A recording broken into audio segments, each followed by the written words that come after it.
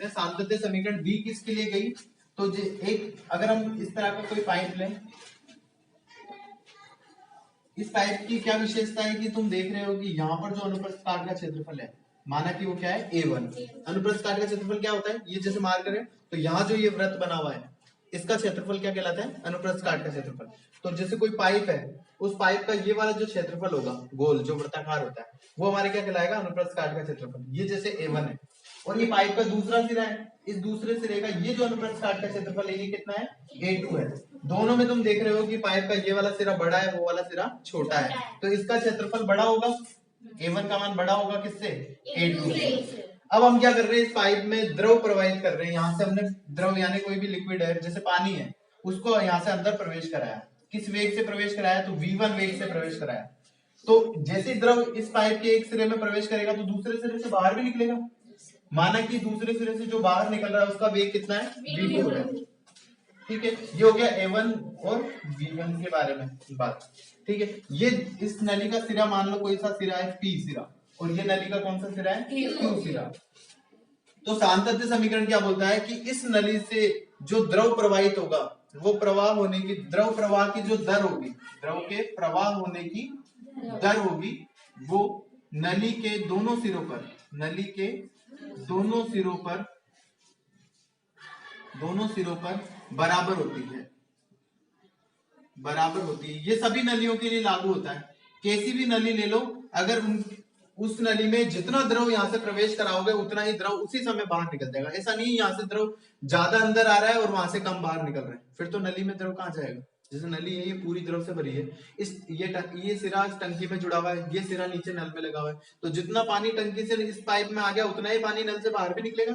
तो यही सांतत्य समीकरण बताता है कि द्रव के प्रवाह की दर जो होती है वह नली के दोनों सिरों पर कैसी होती है, बराबर होती है। इस तरफ द्रव के, तो इससे जो समीकरण आता है वो बताता है कितना द्रव प्रवाहित हो रहा है। तो ये देखो इस क्षेत्रफल पे निर्भर करेगा, ये क्षेत्रफल अगर बड़ा होगा तो ज्यादा द्रव एक साथ जाएगा अंदर, है ना। क्षेत्रफल कम होगा तो कम द्रव निकलेगा यहाँ से, है ना। ऐसे तो नहीं इस कम पाइप में से ज्यादा निकल जाएगा। तो इसमें द्रव कितना प्रवेशित हो रहा है अंदर, तो वो होगा हमारे A1 गुणा V1, क्योंकि A1 क्षेत्रफल है और V1 वेग से, तो V1 वेग है अर्थात एक सेकंड में कितना विस्थापन हुआ। वेग का मतलब ही क्या होता है, वेग बराबर होता है विस्थापन बटा समय, विस्थापन बटा समय। और मैं समय को यदि एक कर दूं, माना कि समय 1 सेकंड है, कि 1 सेकंड में, तो 1 सेकंड में विस्थापन मतलब कितनी दूर द्रव आगे गया। माना यहाँ से द्रव जैसे ही अंदर चला, अंदर जाते ही वो कितनी दूरी तक गया, यहाँ तक 1 सेकंड में गया, तो 1 सेकंड में यहाँ से लेकर यहाँ तक का द्रव, यहाँ तक इतना द्रव इसके अंदर प्रवेश कर गया 1 सेकंड के अंदर। ठीक है, तो ये इतनी दूरी क्या हो गई इसकी, जो वेग है वही क्या बन गया, विस्थापन बन गया।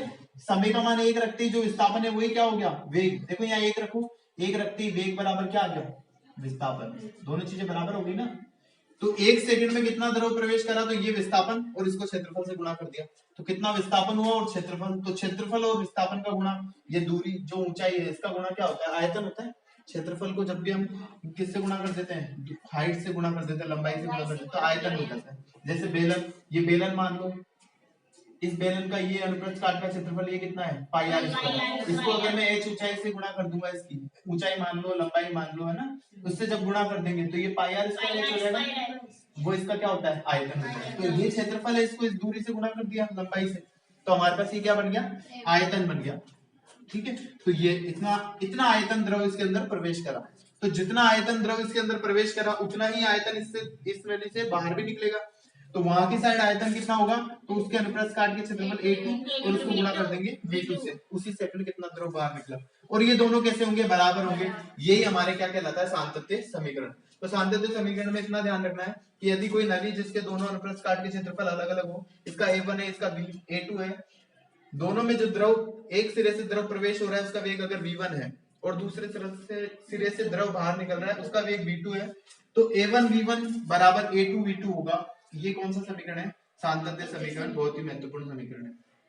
यहाँ पर देखो अपन ने ये जो नली बनाई है इसमें अपन को पता है कि A1 का मान, चूंकि A1 का जो मान है वो बड़ा है किससे, A2 से। इस फॉर्मूले से देखो A1 A2 इधर लिया है नीचे, बराबर सॉरी उस तरफ देखो A2 तो इधर आ गया बच्चों, तो उधर तो V2 के नीचे जाएगा नहीं V1, तो ये V2 अपन V1। तो अनुप्रस्थ काट का क्षेत्रफल जो है वो वेग के व्युत्क्रम अनुपाती उल्टा, देखो A1 वाला ऊपर आ रहा है तो नीचे, A2 वाला नीचे आ रहा है तो वेग V2 ऊपर। तो देखो यहाँ से A1 बड़ा है A2 से, यानी ये बड़ा है, A2 क्या है, कम है। तो ये उल्टा हो जाएगा, वेग क्या हो जाएंगे, अपोजिट हो जाएंगे, क्योंकि वेग व्युत्क्रमण अनुपात क्या है। तो जिसका क्षेत्रफल बड़ा है A1 का, तो उसका वेग V1 कैसा हो जाएगा, छोटा। और जिसका क्षेत्रफल छोटा है उसका वेग कैसा हो जाएगा, बड़ा। और ये हम हमारे दैनिक जीवन में भी देखते हैं कि देखो इसमें A1 बड़ा है, यानी ये बड़ा क्षेत्रफल है, और ये कैसा है, छोटा क्षेत्रफल है। तो जो क्षेत्रफल बड़ा है वहां पर जो वेग आ रहा है V1 वो कैसा आ रहा है, छोटा आ रहा है। मतलब नली का सिरा अगर बड़ा होगा तो वहां द्रव का वेग क्या होगा, कम होगा। और नली का सिरा छोटा होगा तो वहां द्रव का वेग कैसा होगा, ज्यादा होगा। ये हम देखते ही हैं। कोई पाइप लो, पाइप से हम टंकी में से उसमें से पानी आ रहा है, पाइप इतना बड़ा है उसमें से पानी आ रहा है। अगर हम पाइप के आगे वाले सिरे को ऐसे दबा देते हैं तो पानी दूर तक जाता है ना। तो ऐसा क्यों होता है, क्योंकि दबाने से हमने उसका क्षेत्रफल आगे से क्या कर दिया, छोटा कर दिया, ऐसा कर दिया ना। और क्षेत्रफल छोटा होते ही उसका वेग क्या हो गया, ज्यादा, इसलिए वो पानी क्या हो जाता है, दूर तक चला जाता है। तो ये वो कारण है। ये किससे निकलता है, हमारे सातत्य समीकरण से निकलता है। ये उतार लो, ये हमारे हो गए सातत्य समीकरण। अर्थात अपन इसको थ्योरी में क्या लिख सकते हैं कि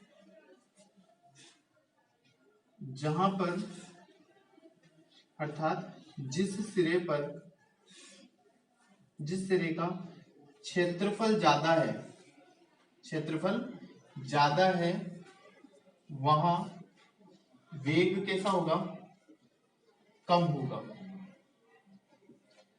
तथा जिस सिरे का क्षेत्रफल